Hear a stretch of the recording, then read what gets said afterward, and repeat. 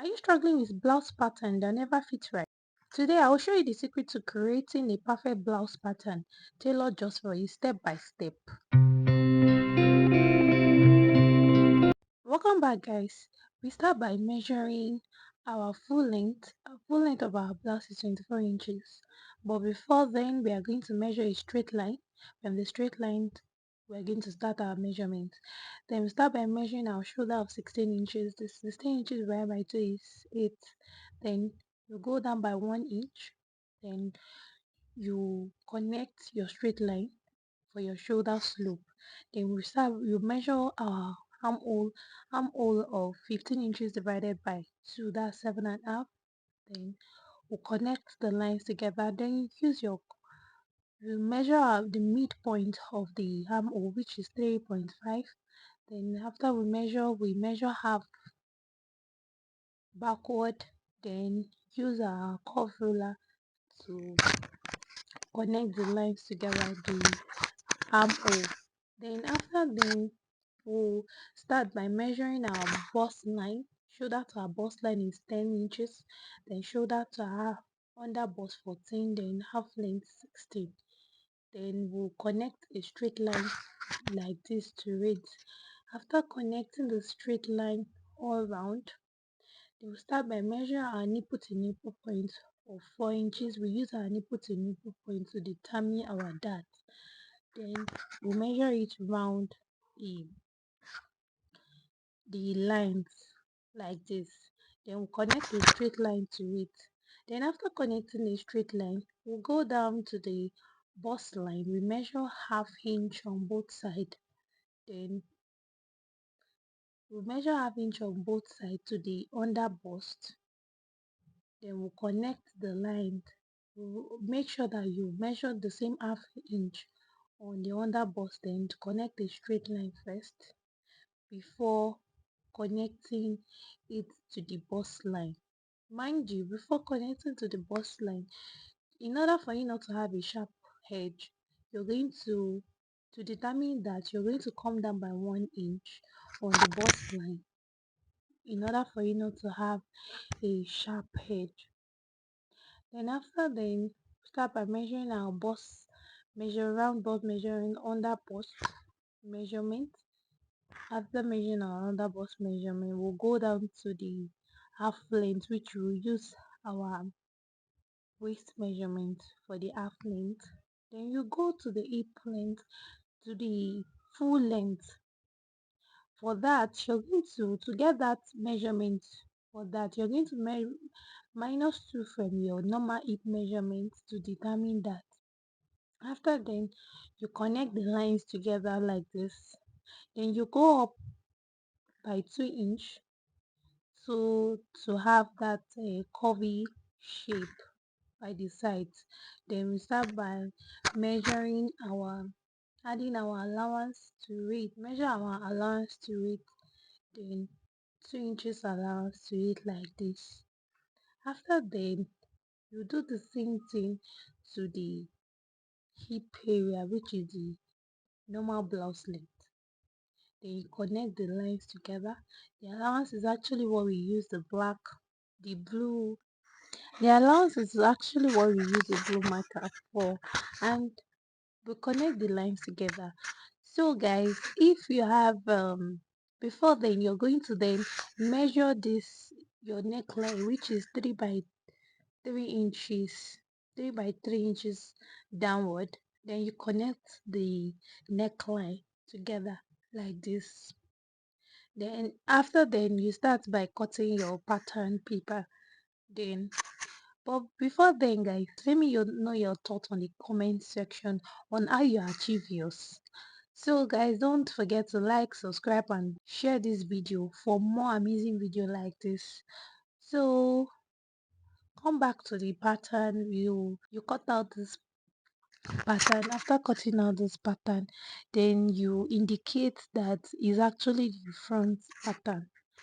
Then we'll move to the back pattern, where we start by measuring our we'll start by measuring our zipper allowance. Before then you're going to indicate a zipper allowance, which start from 1.5 inches. We already measured the zipper allowance starting from 1.5 inches depending on you. Then from there we'll start by measuring our shoulder of 16 inches, then go down by 1 inch for the shoulder slope. Then you connect it together to the straight line. Then after then you measure your armhole of 15 inches. You measure 15 inches divided by 2, that's 7.5 for it. Then you connect a straight line to it. Also use your curve ruler to connect the armhole. Before then you're going to measure the midpoint. Then you measure ½ inch backward. Then use your curve ruler to determine the armhole. After then we go by measuring from our shoulder to bust line. We measure down and we'll mark out. Go down to the half length. Then you connect a straight line to it like this. After connecting the straight line, you're now going to measure your dart, which is 4 inches that we use. This 4 inches is not a permanent measurement. It all depends on you. You could decide you want to use 5 depending on how fat or how chubby your client is. Then you now measure ½ inch on both sides. But before that ½ inch, you can decide you can use 1 inch on both sides. But let me know your thought on the comment section on what you use mostly for your clients or for yourself. Then after then you connect all the lines like this. You connect the dart line together like this. After measuring your dart, you now go by measuring your bust line, the normal bust measurement. Then after measuring your normal measurement, you measure your waist measurement to your round waist measurement. Then you go down, which is the full length. You to get that, you're going to -2 from your normal hip measurement, then divided by 4. Whatever you get is actually what you use for that part. Then you connect the lines together. After connecting the lines together, you add your sewing allowance, which is 2 inches on all sides. You measure 2 inches on all sides like this. Then after measuring this, you're now going to connect all the lines together. Then after that, you're going to go to the zipper area. Then you determine the midpoint.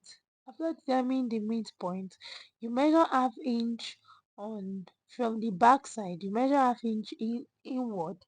Then you connect the lines together. The reason why we did this is the fact that the zipper, our back is not straight. So you have to do that so to avoid a body path at the back. Then after then you indicate that it's a zipper allowance. Then you go up to the neckline. You measure 3 by 3 inches or how deep you want it.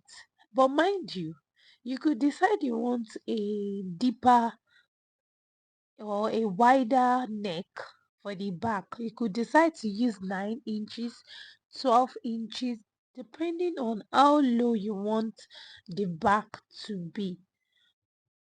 Well, for me, I mostly use 9 inches for the back because I love my back like to be very open. But let me know your thought on the comment section on how you like or how you like your clients to have a very whether you like it to for your client to have a deep neck or wider neck. So guys, if you find this tutorial interesting, please don't hesitate to like, share, comment on this video so you can have amazing video like this. So in my next video, I'm going to show you how to carefully select good materials. So see you next time. Bye.